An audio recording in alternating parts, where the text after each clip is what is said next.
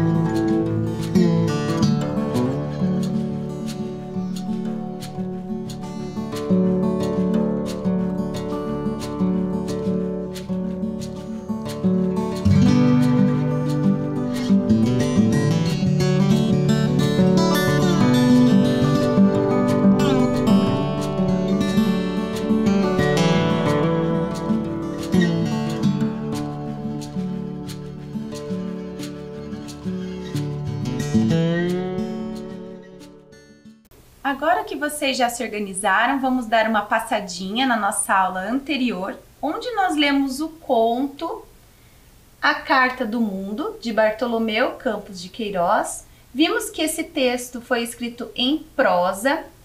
Lemos também o poema Espinho e Fulô, agora escrito em verso. Então, nós vimos as diferenças dos textos escritos em verso e de textos escritos em prosa. Também lemos o poema Inutilidades, fizemos algumas questões de interpretação dele. E aprendemos um pouquinho sobre denotação e conotação e como esses dois elementos funcionam dentro dos textos. Então, relembrando um pouquinho do que nós vimos na aula passada, o texto em prosa é uma narrativa linear, contínua e objetiva, dividida em parágrafos. Na linguagem literária, o verso representa cada linha do poema, que juntos formam uma estrofe. A denotação é o emprego do sentido real, literal das palavras e expressões, são as palavras que a gente encontra no dicionário, né? E a conotação é o emprego do sentido subjetivo, figurado das palavras e expressões. É aquela que a gente precisa de um contexto para entender. Na aula de hoje, nós vamos ler um poema lindíssimo que foi escrito por Casimiro de Abreu. Então, vamos aprender um pouquinho sobre quem foi Casimiro de Abreu. Vamos lá. Casimiro de Abreu, 1839-1860, foi um poeta brasileiro, autor da obra Meus 8 Anos. Essa é a obra que nós vamos ler hoje. Um dos poemas mais populares da literatura brasileira, que se destacou na segunda geração do romantismo. No poema Meus 8 Anos, o poeta expressa na arte o subjetivo desejo de retornar à infância, pois sente saudade do tempo que passou e não volta mais. Então, uma curiosidade sobre esse poeta foi que ele morreu com 21 anos, então ele morreu bem novinho, ok? E uma questão primeira que eu vou deixar para vocês refletirem é: levante hipóteses. Sobre qual assunto tratará o poema Meus 8 Anos? Pensem com atenção e eu já volto com a resposta.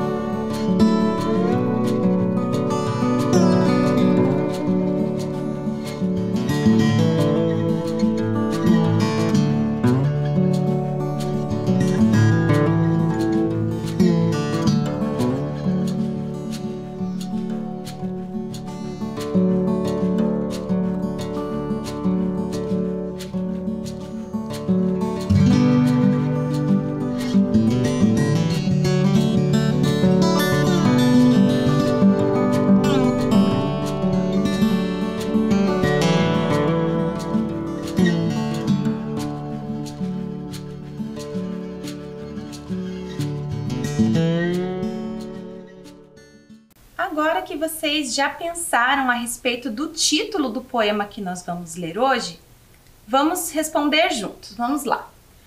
Provavelmente o texto trará referências da infância do autor, mais especificamente de quando ele tinha 8 anos de idade. Essa questão bem simples de responder, né? Agora vamos para o texto de hoje. Meus 8 anos, Casimiro de Abreu. Oh, que saudades que tenho da aurora da minha vida, da minha infância querida que os anos não trazem mais.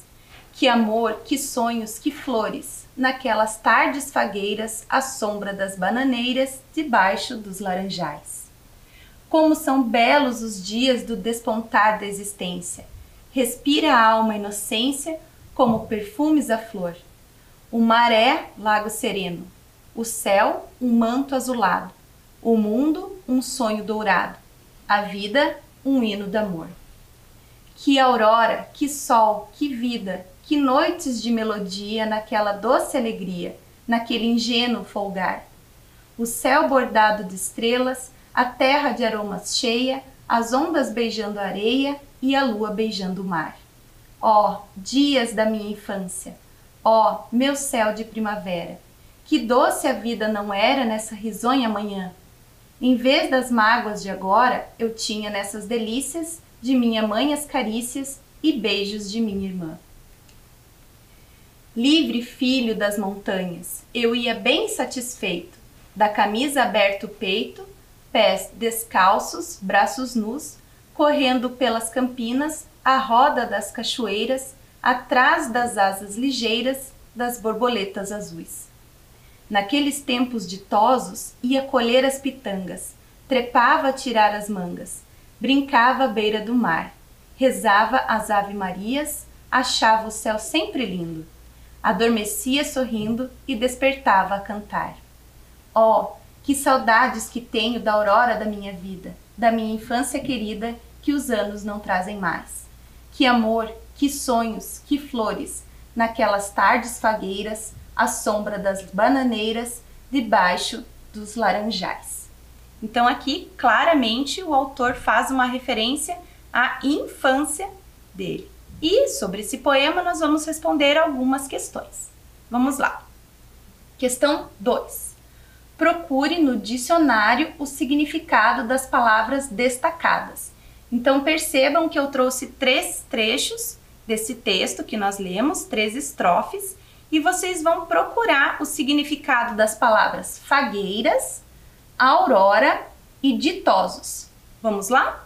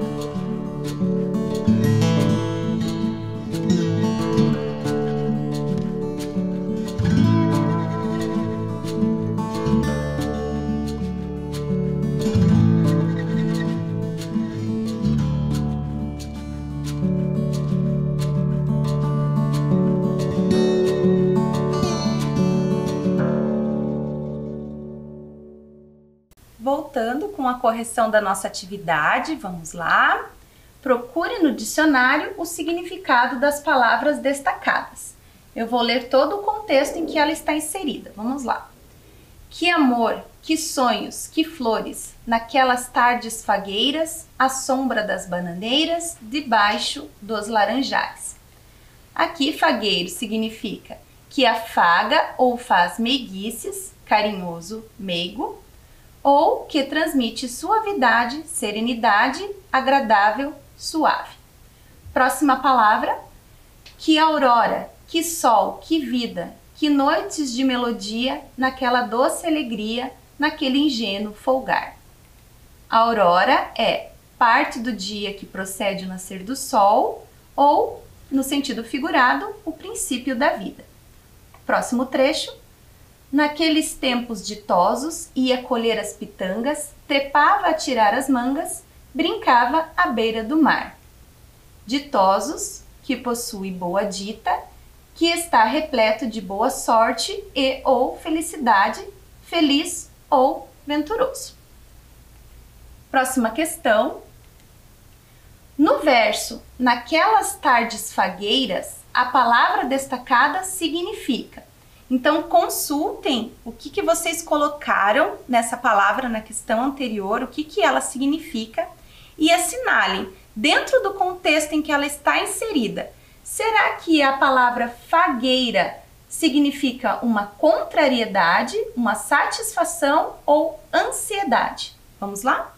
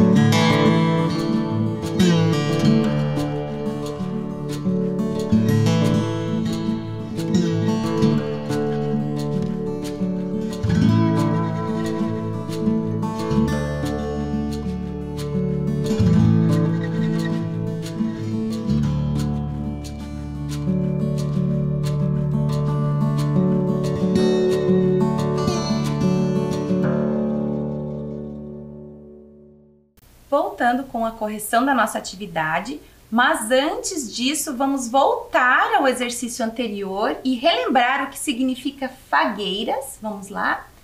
Lembrando que fagueiro é que afaga ou faz meiguices, carinhoso, meigo, ou que transmite suavidade, serenidade, algo que é agradável e suave. Então, nesses versos, naquelas tardes fagueiras, a palavra destacada significa satisfação. Então, retornando com o conceito que nós vimos e entendendo onde essa palavra está inserida, vocês deveriam marcar a alternativa B, satisfação. Próxima atividade, sobre o poema, assinale a opção incorreta, a opção errada. Opção A. O eu lírico viveu sua infância em um lugar rodeado por muita natureza? B. As rotinas urbanas e rurais fizeram parte da infância do eu lírico? Ou C. O eu lírico sente desejo em retornar ao passado? Eu deixei nessa atividade algumas estrofes que vão ajudá-los a responder a alternativa que está errada. Vocês vão marcar a alternativa incorreta. Vamos lá?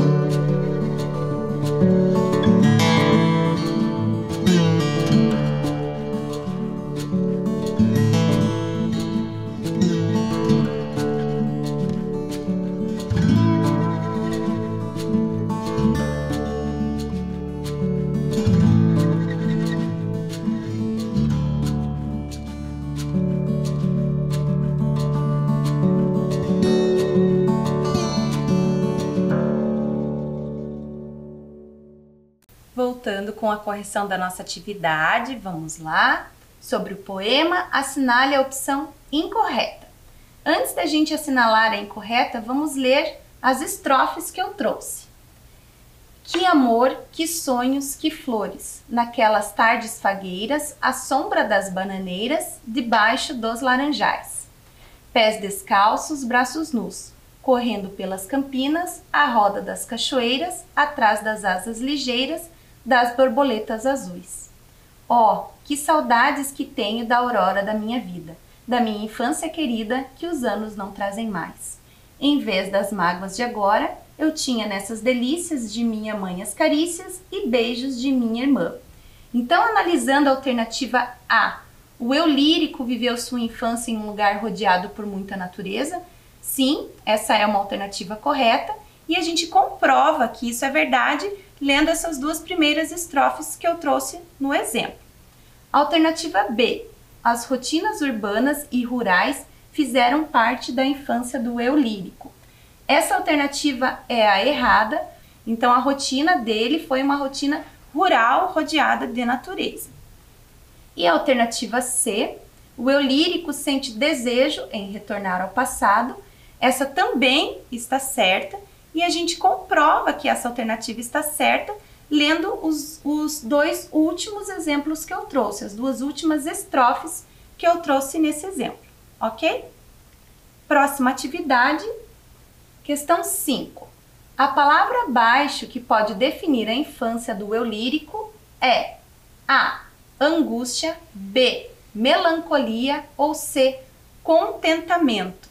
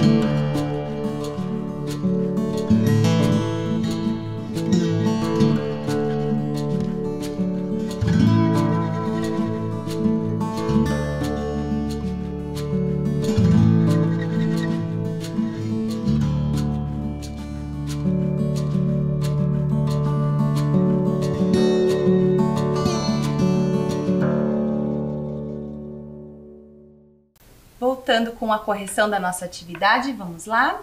A palavra abaixo que pode definir a infância do eu lírico é angústia, melancolia ou contentamento. Eu trouxe ali embaixo a definição de melancolia, né, que é tristeza profunda e duradoura. A alternativa correta é a alternativa C, contentamento. Então o autor deixa claro no poema que sente sim saudades da infância, mas apesar do lirismo do poema, não existe tristeza ou angústia por parte do autor. Então aqui vocês deveriam marcar a alternativa C, pois ele descreve a infância dele com entusiasmo, né? Com contentamento. Questão 6. A finalidade do eu lírico no poema é A. Instruir as pessoas a valorizarem o passado. B. Impactar o leitor com uma narrativa triste. Ou C. Revelar sua saudade da infância e de sua terra natal. Eu trouxe aqui uma definição de eu lírico para vocês relembrarem. Vamos lá. Eu lírico é a voz que se expressa em uma poesia. Tal voz manifesta sentimentos, emoções, pensamentos e até opiniões. Portanto, tudo o que é dito em uma poesia deve ser atribuído ao eu lírico e não ao poeta. Bem importante essa informação. Então, o eu lírico de um poema é diferente do autor desse poema. Isso permite que o poeta produza textos com diversas temáticas, sem, contudo, mostrar a sua própria identidade. Então, qual é a finalidade do eu lírico no poema? Assinalem a alternativa correta.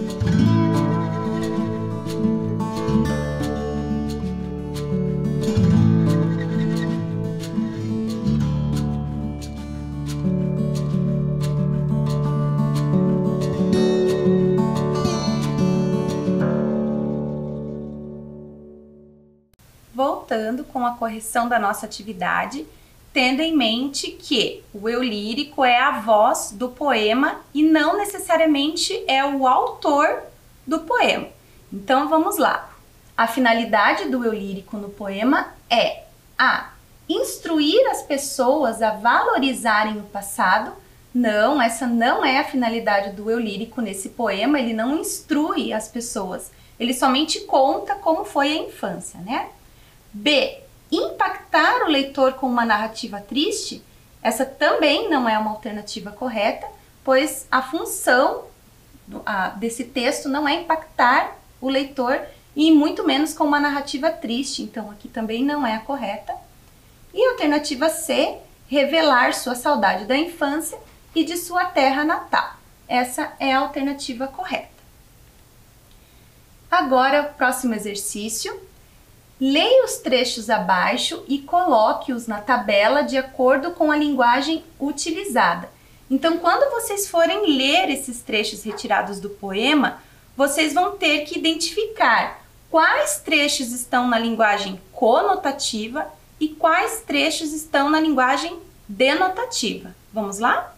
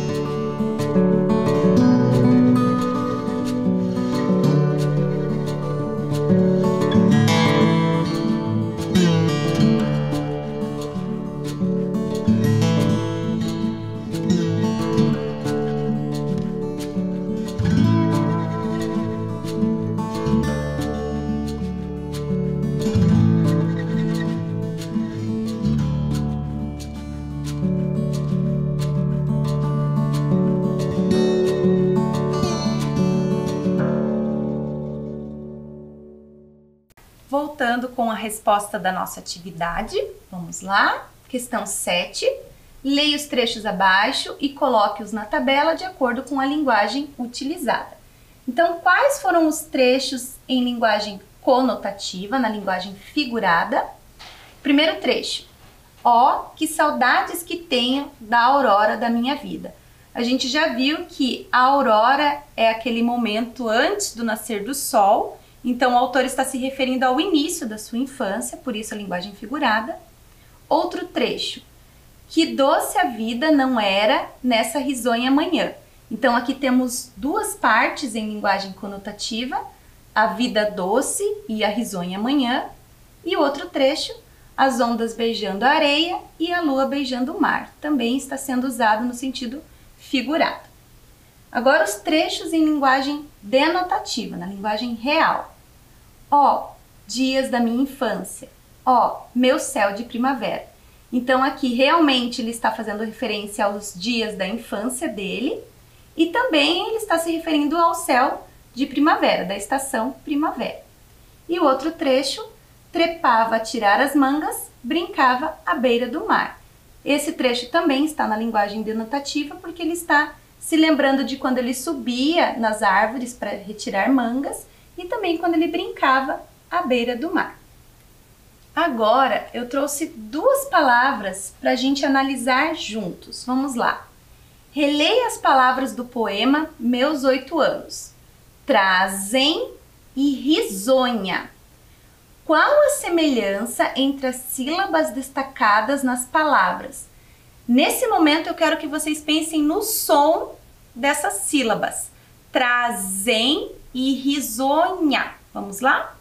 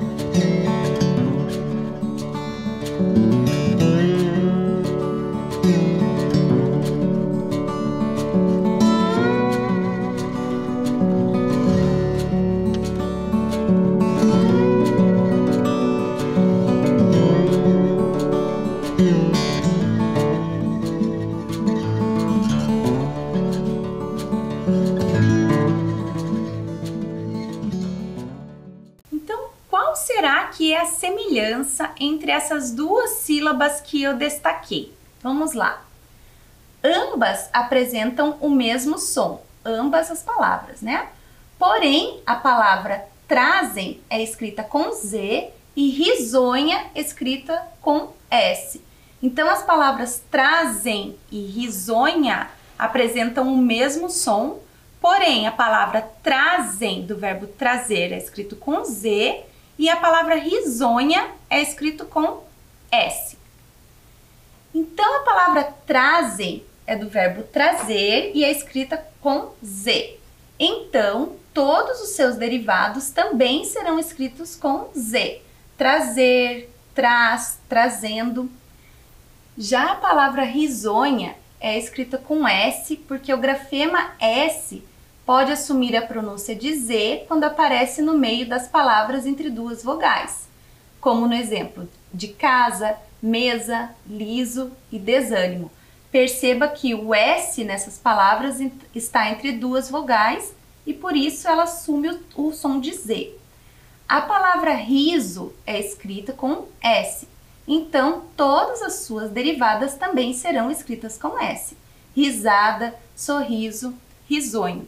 Então o mesmo acontece com a palavra aviso, por exemplo. Aviso a gente escreve com S e avisou, avise, avisei também são escritas com S. Quiser, a gente escreve com S.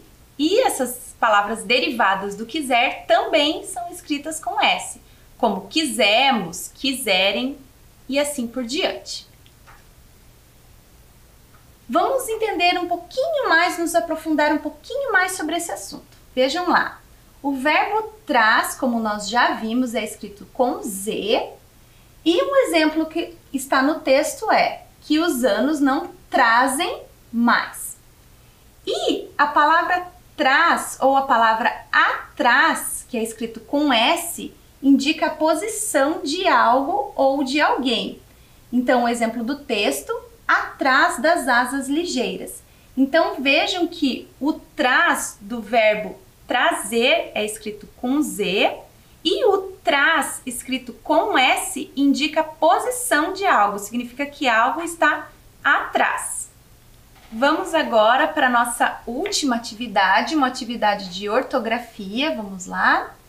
Complete as palavras com as letras que estão faltando.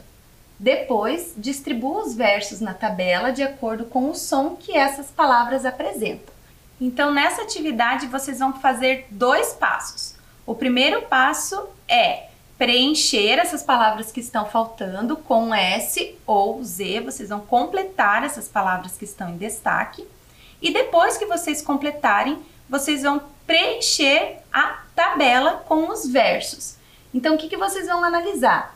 As palavras que vocês preencheram, que foram escritas com Z, vão na primeira parte da tabela. E as palavras escritas com S, mas que apresentam o som de Z, vão na segunda parte da tabela. Vamos lá?